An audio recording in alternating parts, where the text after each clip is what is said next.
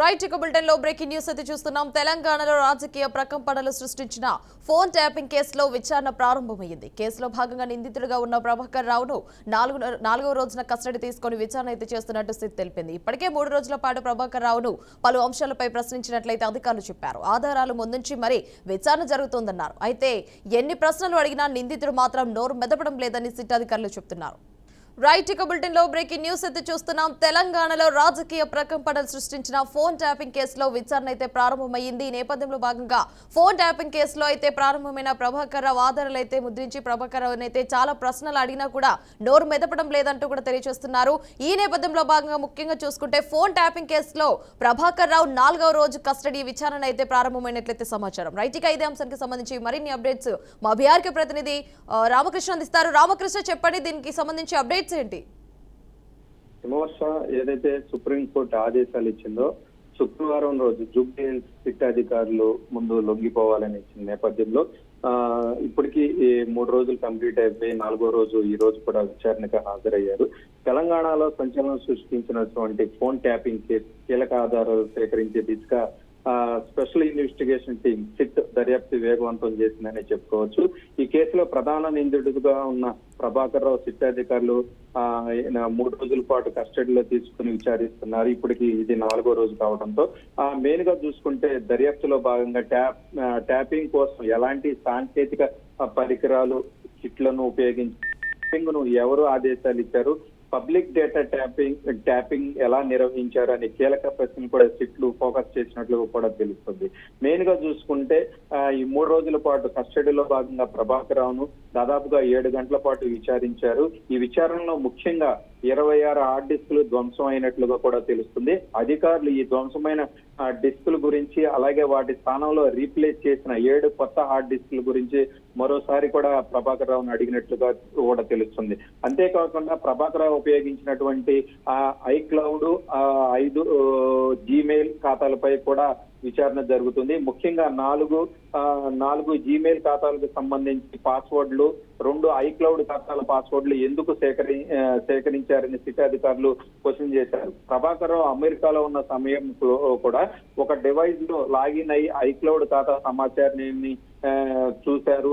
దేనికి సంబంధించి ఏంటి అనేది కూడా దాని దర్యాప్తు చేస్తున్నట్లు కూడా తెలుస్తుంది. ఈ కేసు దర్యాప్తులో భాగంగా ఫోరెన్సిక్ సైన్స్ ల్యాబొరేటరీ నుంచి సమాచారం రీట్రీవ్ అంటే డిలీట్ చేసినటువంటి డేటా ఏదైతే ఉందో దానికి సంబంధించి కూడా ఇప్పటికే ఫోరెన్సిక్ సైన్స్ ల్యాబొరేటరీ కావచ్చు, గూగుల్, యాపిల్ కంపెనీల నుంచి కూడా దానికి సంబంధించి డిలీట్ అయినటువంటి డేటా ఏదైతే ఉందో అది కొంత మాకు ఇవ్వాలని కూడా సిట్ అధికారులు ఇప్పటికే లేఖలు రాయటం జరిగింది. మెయిన్ గా చూసుకున్నట్లయితే ప్రభాకర్ రావు ఒక ఐపీఎస్ అధికారి.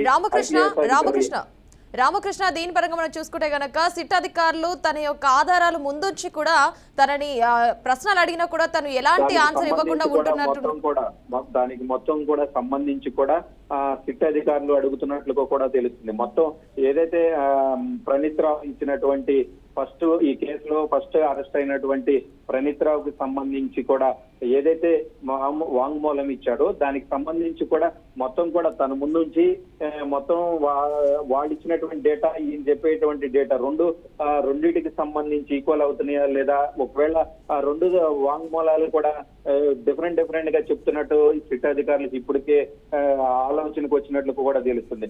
ఒక 10 రోజుల క్రితం ఓఎస్పీగా ఉన్నటువంటి మాజీ ఓఎస్పీగా ఉన్నటువంటి రాజశేఖర్ రెడ్డిని కూడా పిలవడం జరిగింది. దానికి సంబంధించి తన దగ్గర తీసుకున్నటువంటి వాంగ్మూలాన్ని కూడా ప్రభాకర్ రావు ముందు నుంచి అడిగినట్లుగా కూడా తెలుస్తుంది. మొత్తం కూడా ఈ ఫోన్ ట్యాపింగ్ కి సంబంధించి ఇప్పుడే దాదాపుగా ఇప్పటి వరకు 280 మందిని వాంగ్మూలాలు స్వీకరించినట్లుగా కూడా తెలుస్తుంది. దీనికి సంబంధించి జర్నలిస్టులు ఉన్నారు, ఎమ్మెల్యేలు ఉన్నారు, స్వయంగా అప్పుడే పిసిసి అధ్యక్షుడు ఉన్నటువంటి రేవంత్ రెడ్డి కూడా దీనికి సంబంధించి కూడా మొత్తం కూడా వివరణ దీనికి సంబంధించి క్లియర్ గా సిట్ అధికారులకు చెప్పడం జరిగింది.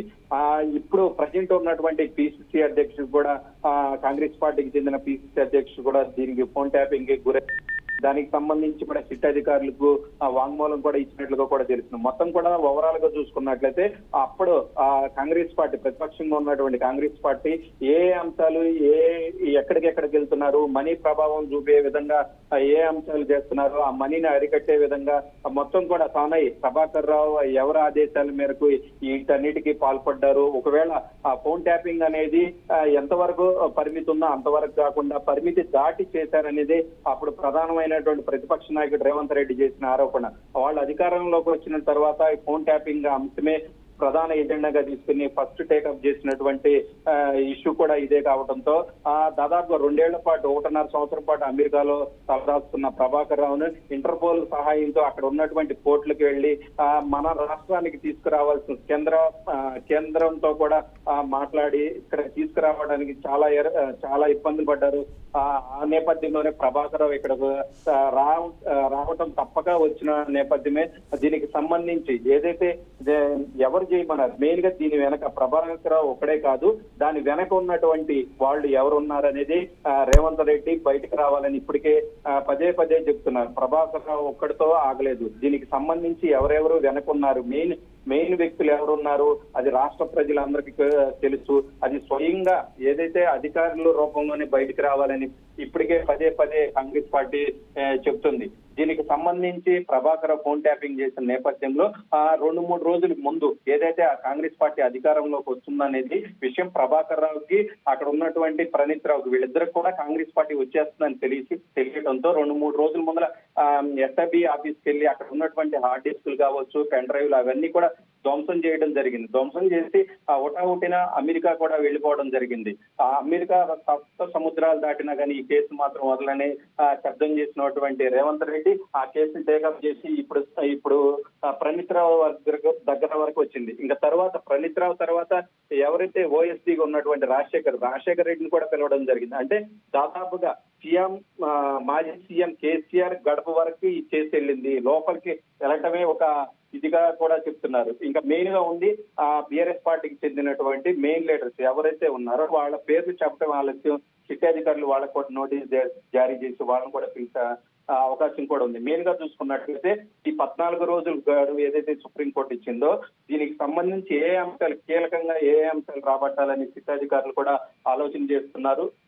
మొత్తం కూడా ఓవరాల్ గా తీసుకున్నట్లయితే చాలా ప్రతిష్టాత్మకంగా తీసుకుంది. ఏంటంటే అధికారంలో ఉన్నప్పుడు ఎంతవరకు ఫోన్ ట్యాపింగ్ చేయాలో ఆ విషయాలు చేయకుండా కాంగ్రెస్ పార్టీ ఏదైతే ఎలక్షన్స్ లో ఎక్కడికి ప్రచారం వెళ్తుంది, మనీ ప్రభావం ఏ విధంగా చూపుతుంది అని వాళ్ళని కట్టడి చేయడం, దీనికి సంబంధించి అయితే ఫోన్ ట్యాపింగ్ వాడినటువంటి పరికరాలు మామూలు జనరల్ గా కోట్లలో ఖర్చు పెట్టాల్సింది వీళ్ళు ఇంకా ఇండెప్త్ కి వెళ్ళి 100 కోట్లు కూడా వేస్ట్ చేశారని కూడా ఇప్పుడే విశ్లేషకులు కూడా చెప్పడం జరిగింది. దీనికి సంబంధించి మెయిన్ లీడర్స్ ఉన్నటువంటి ఇళ్ల దగ్గర అయితే 100 మీటర్ల దూరంలోనే దీనికి సంబంధించి మీడియా వాళ్ళు వాడే విధంగా ఓబీ వ్యాన్ టైప్ లో ఒక పరికరాలను కూడా తీసుకొచ్చి ఇంపోర్ట్ చేసుకుని బయట కంట్రీస్ నుంచి ఫోన్ ట్యాపింగ్ చేశారు. ఫోన్ ట్యాపింగ్ ద్వారా రాజకీయం చేయొచ్చు, ఫోన్ ట్యాపింగ్ మనీ రెండింటి ద్వారా రాజకీయం చేసి మరోసారి అధికారంలోకి వద్దామని బీఆర్ఎస్ పార్టీ భావించిందని కాంగ్రెస్ పార్టీ చాలా సార్లు చెప్పడం కూడా జరిగింది. దానికి సంబంధించే చాలా ప్రతిష్టాత్మకం కూడా కాంగ్రెస్ పార్టీ అయితే ఈ కేసును టేకప్ చేసిందని కూడా చెప్పుకోవచ్చు. Ramakrishna, thanks for the updates.